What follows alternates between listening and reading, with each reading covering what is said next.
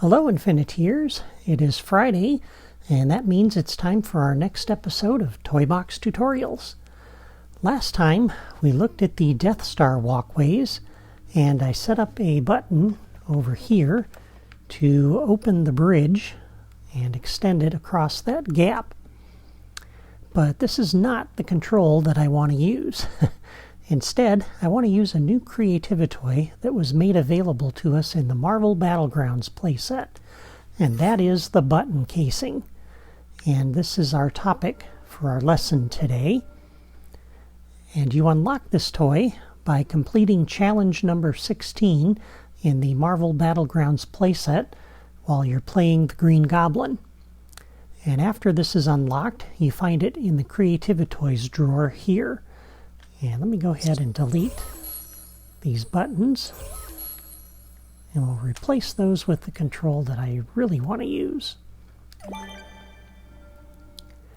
And let's put down a couple of buttons that we can use to kind of play with this. And I think because I'm going to be resetting things a lot, let me drop down a level starter as well.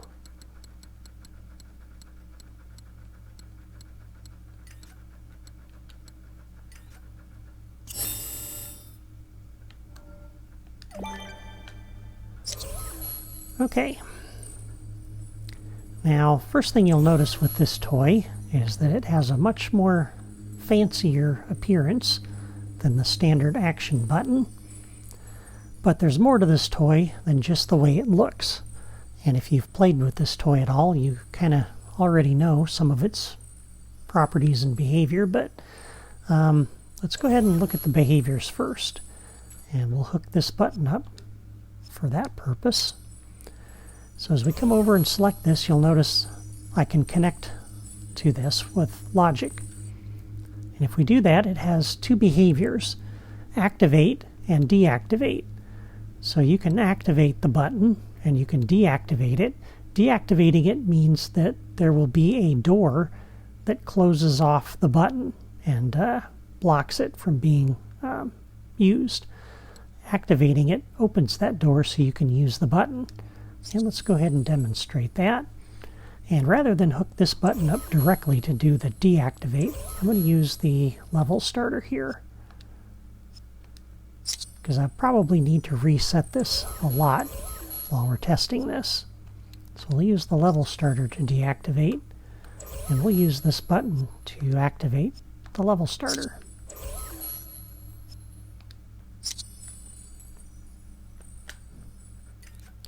And while we're right here, let me just go ahead and hook this up to go ahead and close the bridge. And retract the walkway on either side. That way I won't lose the functionality that I'd hooked up last time to reset.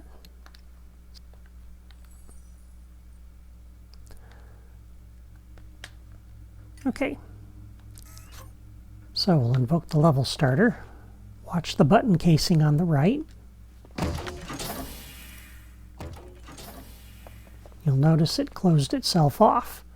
And now there's no way to push that button and invoke it, because that door prevents us from doing so.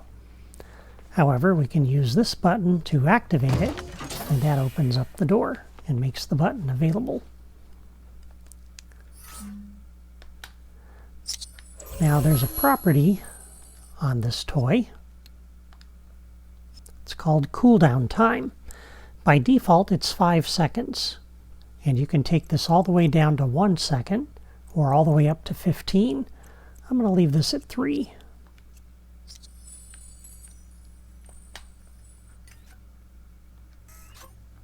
And what the cooldown time means is when we push this button, the door is going to close. And it'll stay closed for that cooldown time. So after 3 seconds, it opens itself up again. And then I can push it again. So that governs how long it stays closed. And when I push the button, I want it to do some things. So let's take a look at the trigger signals for this. So under New Logic Connection, there are 3 trigger signals. There's pressed, which is the same thing as the standard action button, and it'll also broadcast when this toy is deactivated or activated. So if you want to hook up a sound effect or something, have this toy do something when it's activated or deactivated, you can do that. But when this toy is pressed, or this button is pressed, I want to extend the bridges. This is what I had hooked the button up to do last time.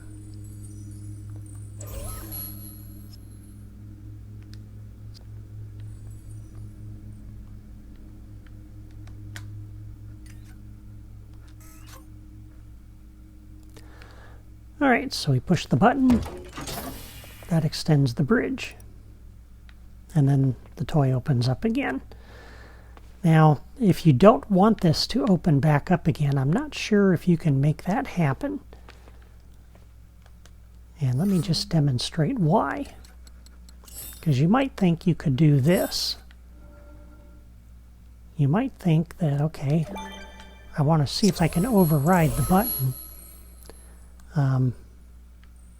And I'll use logic to do that, because one of the things you'll notice, let me go ahead and demonstrate this first. So when we reset